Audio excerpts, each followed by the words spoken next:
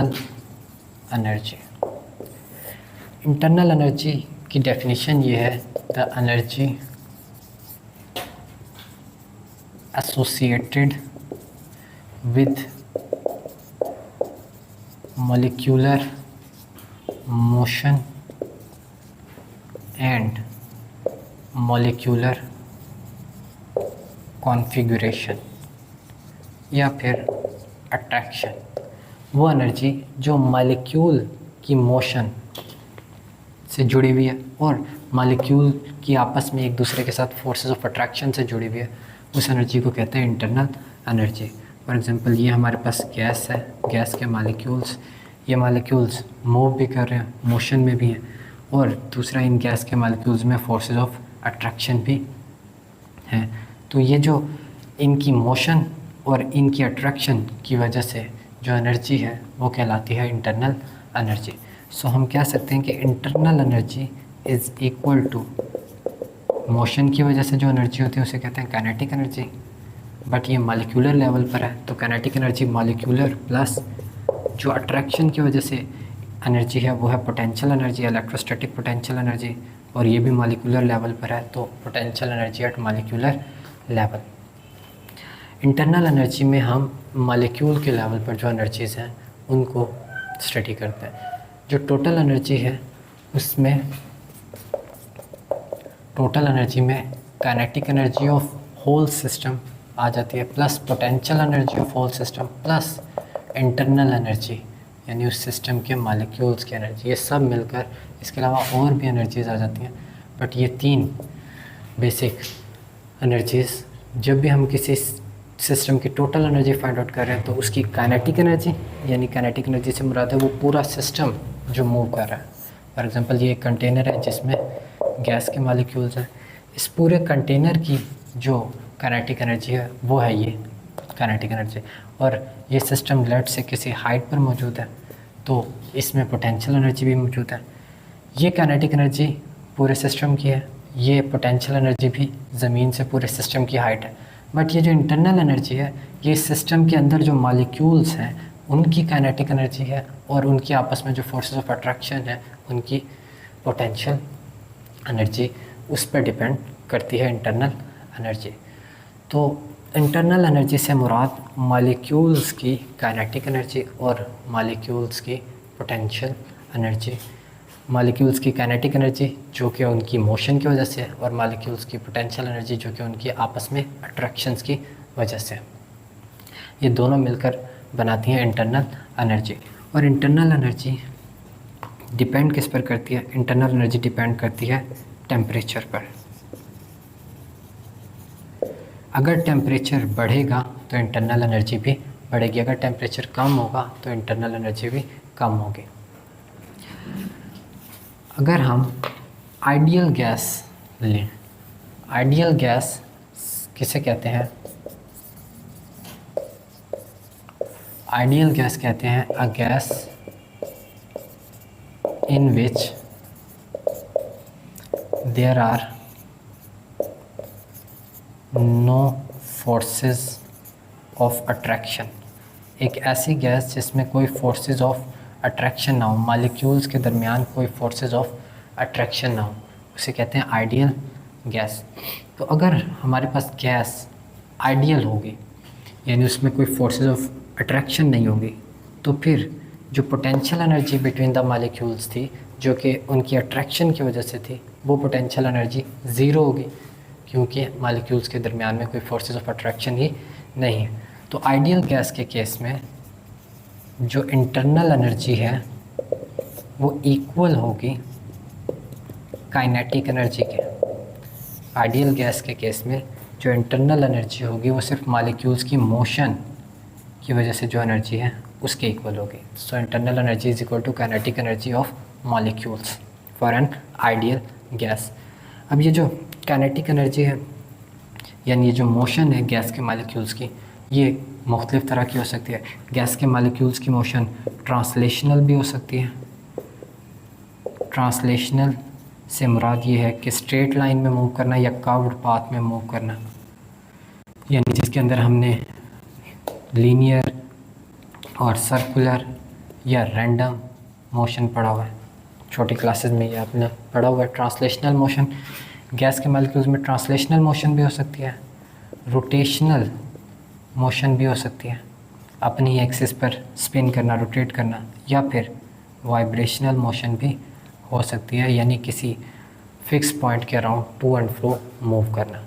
तो kinetic energy of molecules में kinetic energy of translational kinetic energy भी आ जाएगा, rotational kinetic energy of molecule भी आ जाएगा, and vibrational kinetic energy of molecules भी आ जाएगी। ये सब मुख्तलिफ तरह की जो काइनेटिक एनर्जीज़ हैं, ये सब मिलकर बनाएंगी internal energy for an ideal gas. Internal energy is equal to kinetic energy translational plus kinetic energy rotational plus kinetic energy vibrational. क्योंकि आइडियल गैस है तो पोटेंशियल एनर्जी तो इसमें है नहीं, तो सारी की सारी जो इंटरनल एनर्जी है वो काइनेटिक एनर्जीज़ ही हैं। और वो काइनेटिक एनर्जीज तीन तरह की हो सकती हैं। मॉलिक्यूल जो है वो स्ट्रेट लाइन में या कर्व्ड पाथ में भी मूव कर सकते हैं, जिसे ट्रांसलेशनल काइनेटिक एनर्जी कहेंगे। मॉलिक्यूल्स अपने एक्सिस पर स्पिन भी कर सकते हैं, उसे रोटेशनल काइनेटिक एनर्जी कहेंगे। और मॉलिक्यूल्स किसी फिक्स पॉइंट के around two and fro move भी कर सकते हैं, उसे कहेंगे वाइब्रेशनल काइनेटिक एनर्जी। तो ये जो मॉलिक्यूल की मोशन है, इससे रिलेटेड एक चीज़ है जिसे कहते हैं degree of freedom.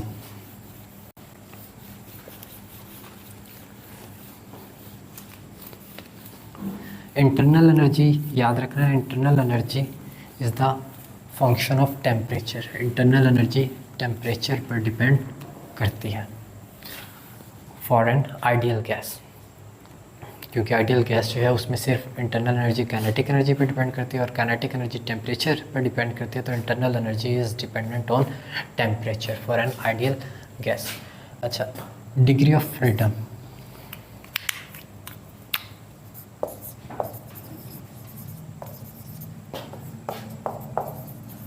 Degree of freedom से मुराद ये है the number of independent variables, the orientations in which the molecules are allowed to move independently.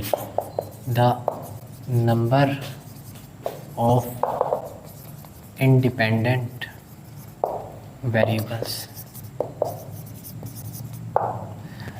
Independent variables से मुराद ये है कि मॉलिक्यूल जो है वो कितनी डायरेक्शंस में आज़ादाना मूव कर सकता है। तो हमारे पास तीन तरह के इंडिपेंडेंट वेरिएबल्स हो सकते हैं, यानी मॉलिक्यूल एक्स डायरेक्शन में मूव कर सकता है, वाई डायरेक्शन में मूव कर सकता है, या फिर जी डायरेक्शन में मूव कर सकते हैं। तो जो डिग्री ऑफ फ्रीडम है वो ट्रांसलेशनल के लिए भी एक्स वाई जी हो सकती है, रोटेशनल के लिए भी एक्स वाई जी हो सकती है, और वाइब्रेशनल के लिए भी हो सकती है। तो डिग्री ऑफ फ्रीडम से मुराद ये है the number of independent variables, वो वेरिएबल्स, वो डायरेक्शंस जिसमें जो मॉलिक्यूलर मोशन है वो हो सकती है। अगर हम monoatomic gas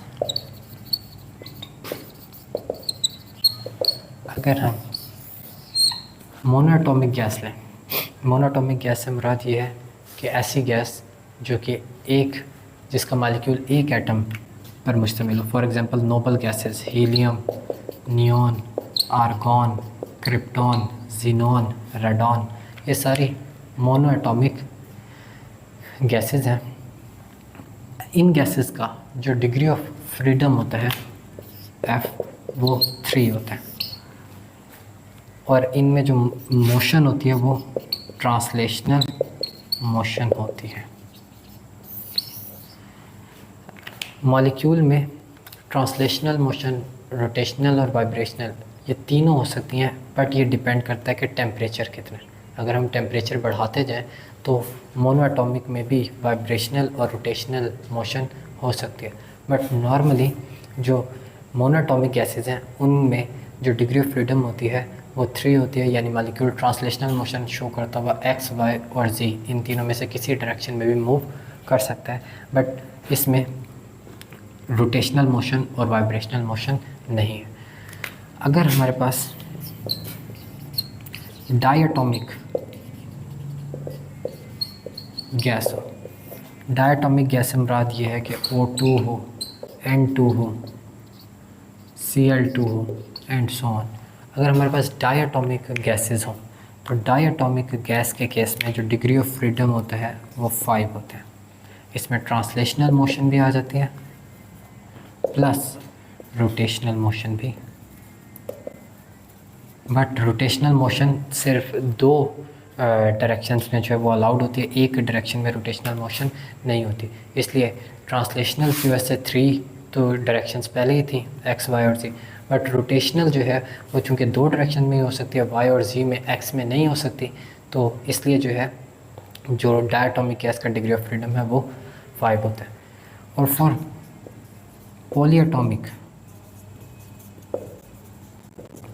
polyatomic gases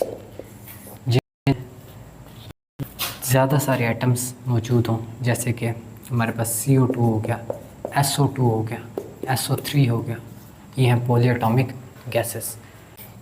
for polyatomic gases जो डिग्री ऑफ फ्रीडम है वो F = 6 भी हो सकता है अगर गैस जो है वो नॉन लीनियर पॉलीएटॉमिक गैस हो, तो तब F की वैल्यू 6 होगी। फॉर एग्जांपल SO3 जो है वो नॉन लीनियर ट्राईएटॉमिक गैस है या पॉलीएटॉमिक गैस है, तो नॉन लीनियर पॉलीएटॉमिक गैस अगर होगी तो डिग्री ऑफ फ्रीडम 6 होगा। और अगर लीनियर पॉलीएटॉमिक गैस है जैसे कि CO2 लीनियर पॉलीएटॉमिक गैस है, तो इसका जो डिग्री ऑफ फ्रीडम है वो 7 होगा। तो degree of freedom monoatomic gases के लिए 3 है और मोनोएटॉमिक गैसेस में सिर्फ ट्रांसलेशनल मोशन होती है, जबकि डायटोमिक गैस के लिए जो डिग्री ऑफ फ्रीडम है वो 5 है और उनमें ट्रांसलेशनल मोशन भी होती है और रोटेशनल मोशन भी होती है। और पॉलीएटॉमिक गैसेस के लिए डिग्री ऑफ फ्रीडम 6 भी हो सकता है अगर वो नॉन लीनियर गैस है जैसे कि SO3, और अगर वो लीनियर है तो उसका डिग्री ऑफ फ्रीडम 7 होगा, जैसे कि CO2 लीनियर है तो इसका डिग्री ऑफ फ्रीडम 7 है। इसमें वाइब्रेशनल मोशन नहीं आ रही क्योंकि वाइब्रेशनल मोशन जो है वो पॉसिबल होती है एट हाई टेम्परेचर। जब टेम्परेचर बहुत ज़्यादा हो तो तब वाइब्रेशनल मोशन भी पॉसिबल होती है मॉलिक्यूल्स में। सो टेम्परेचर के लिहाज से अगर हम देखें कि जो डिग्री ऑफ फ्रीडम है वो कैसे वेरी करता है, तो एट लेस दैन 100 केल्विन, अगर 100 केल्विन से कम टेम्परेचर हो तो तब जो डिग्री ऑफ फ्रीडम होता है वो 3 होता है, अगर टेम्परेचर 100 केल्विन से कम हो। अगर टेम्परेचर 100 केल्विन से 200 केल्विन तक हो तो तब जो डिग्री ऑफ फ्रीडम होता है वो 4 होता है। अगर टेम्परेचर 200 केल्विन से 800 केल्विन तक हो तो तब जो डिग्री ऑफ फ्रीडम होता है वो 5 होता है, 200 से 800 केल्विन तक। एंड देन 800 केल्विन से 2000 केल्विन तक अगर टेम्परेचर हो तो डिग्री ऑफ फ्रीडम 6 होता है, और 2000 से भी ज़्यादा अगर टेम्परेचर हो, मोर देन 2000 केल्विन, तो तब जो डिग्री ऑफ फ्रीडम होता है वो 7 होता है। तो ये मुख्तलिफ टेम्परेचर के अकॉर्डिंग जो है वो डिग्री ऑफ फ्रीडम्स है।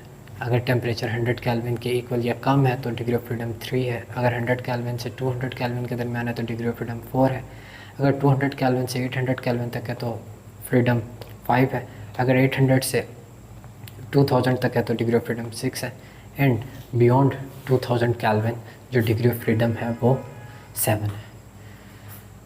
तो ये था डिग्री ऑफ फ्रीडम। अब इनको याद रखना है आपने, जो मोनोएटॉमिक गैसेस का डिग्री ऑफ फ्रीडम है, डाईएटॉमिक गैस का डिग्री ऑफ फ्रीडम है, और जो पॉलीएटॉमिक गैसेस का डिग्री ऑफ फ्रीडम है, ये याद रखना है क्योंकि अभी आगे जो फार्मूले आएंगे काइनेटिक एनर्जी के और molar specific heat at constant pressure और वॉल्यूम के, उसमें ये इम्पोर्टेंट होंगे। तो नेक्स्ट इज़ काइनेटिक एनर्जी का अब क्या फार्मूला बनेगा। हमने कहा कि internal energy of ideal gas equal होती है काइनेटिक एनर्जी के, और काइनेटिक एनर्जी जो है वो 3 तरह की होती है, ट्रांसलेशनल, रोटेशनल और वाइब्रेशनल। सो काइनेटिक एनर्जी का जो फॉर्मूला, इंटरनल एनर्जी का जो फॉर्मूला होगा वो काइनेटिक एनर्जी ट्रांसलेशनल भी होगा plus kinetic energy rotational plus kinetic energy vibrational, इन सब का सम होगा इंटरनल एनर्जी। और काइनेटिक एनर्जी का हमारे पास जो फार्मूला आता है फॉर वन मॉलिक्यूल एक मॉलिक्यूल के लिए and for each degree of freedom and for each degree of freedom, एक मॉलिक्यूल हो और वो एक ही जो है डायरेक्शन में मूव कर सकता हो, यानी उसका डिग्री ऑफ फ्रीडम 1 हो, तो ऐसे केस काइनेटिक एनर्जी भी उसका फॉर्मूला होगा 1/2kT। ये वो फार्मूला है जो कि वन मॉलिक्यूल के लिए for 1 degree of freedom, for each degree of freedom. अगर हमारे पास एक से ज़्यादा डिग्रीज ऑफ फ्रीडम है तो तब जो फार्मूला होगा for f degrees of freedom, for f degrees of freedom, यही फार्मूला ये एक मॉलिक्यूल के लिए ही है। अगर एक मॉलिक्यूल में मल्टीपल डिग्रीज ऑफ फ्रीडम हो तो तब ये फार्मूला बन जाएगा 1/2 और f डिग्रीज ऑफ फ्रीडम। ये है फॉर 1 डिग्री ऑफ फ्रीडम, एक ही मॉलिक्यूल एक ही जो है वो डिग्री ऑफ फ्रीडम रखता हो अगर, तो तब ये काइनेटिक एनर्जी होगी। और अगर एक मॉलिक्यूल की एक से ज़्यादा डिग्रीज ऑफ फ्रीडम है तो काइनेटिक एनर्जी होगी 1/2 ये था एक मॉलिक्यूल के लिए। अगर एक मोल की बात करें, for 1 mole,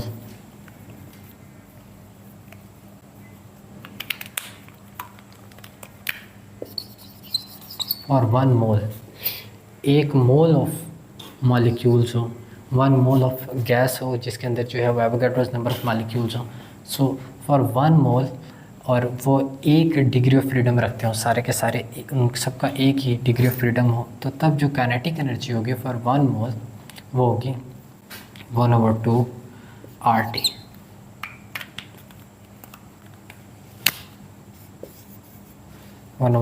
RT। For 1 mole and for each degree of freedom जो काइनेटिक एनर्जी होगी वो होगी 1/R2। ये R कैसे आया है? ये जो K था, इस K का एक फार्मूला होता है, K इक्वल होता है R divided by Avogadro's number. R general gas constant है जिसकी वैल्यू जो है वो आपने तीसरे चैप्टर में निकाली हुई है। ऐसे यूनिट्स में R की वैल्यू 8.31 थी। ये वही R है जनरल गैस कांस्टेंट, और ये N जो है इससे मुराद है एवोगाड्रोस नंबर। ये n यहाँ पर डिवाइड हो रहा है, यहाँ पर आएगा तो मल्टीप्लाई हो जाएगा, यानी कि n इक्वल है R के। सो जब हमने 1 मॉलिक्यूल से 1 मोल का फार्मूला फाइंड आउट करना था, तो 1 मॉलिक्यूल का जो फार्मूला था उसको हमें एवोगाड्रोस नंबर से मल्टीप्लाई करना पड़ेगा। एक मोल के अंदर एवोगाड्रोस नंबर ऑफ पार्टिकल्स होते हैं, तो एक मॉलिक्यूल की जो काइनेटिक एनर्जी थी उसको एवोगाड्रोस नंबर ऑफ मॉलिक्यूल से मल्टीप्लाई करना पड़ेगा। और ये जो K और N है ये जब आपस में मल्टीप्लाई होंगे तो ये R के इक्वल है, तो K मल्टीप्लाई बाय N की जगह हम लिख सकते हैं R। So kinetic energy for 1 mole and for each degree of freedom वो है 1/2 RT। And for F degrees of freedom, एक मोल की अगर डिग्रीज ऑफ फ्रीडम एक से ज़्यादा हो तो तब यह फार्मूला हो जाएगा 1/2 FRT।